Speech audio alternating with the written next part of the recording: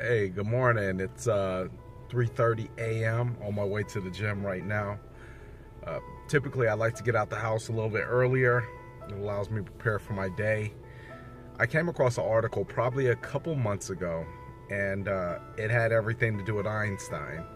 Now, everybody knows Einstein is this theorist. He is a mathematician.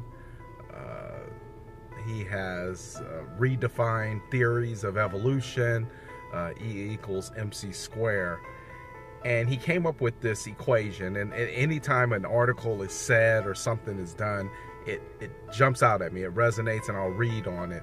Like yesterday, I read about the person who had created Motorola and the cell phone, and how the first climber to have ever ascended up Mount Everest 5 times, how at the top of it, when he was getting ready to die, had he not had a cell phone, he would not have been able to communicate his last thoughts and words to his wife, which were sleep well, my darling.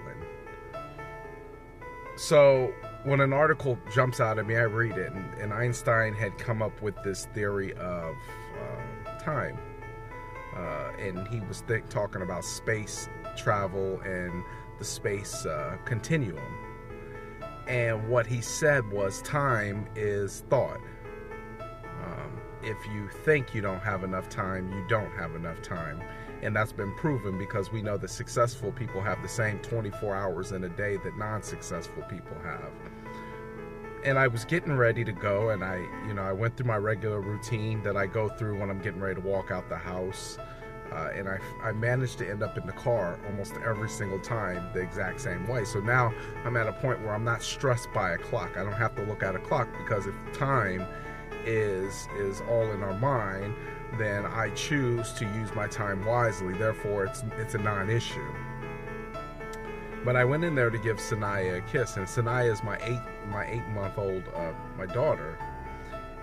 And I was tucking the blankets around her. Her crib's a little bit low, so I can't get in there. I was tucking the blankets around her. She woke up. Obviously, I don't see her all day, so when she wakes up, it's a good thing. I could have done what I normally would have done probably some months ago or a year ago, and just kissed her and walked out the door, and let her mother deal with the fact that she's up and more than likely wet and wants a bottle, and all that really cool stuff. But here's the thing: what is it to gain the whole world, let forfeit your soul?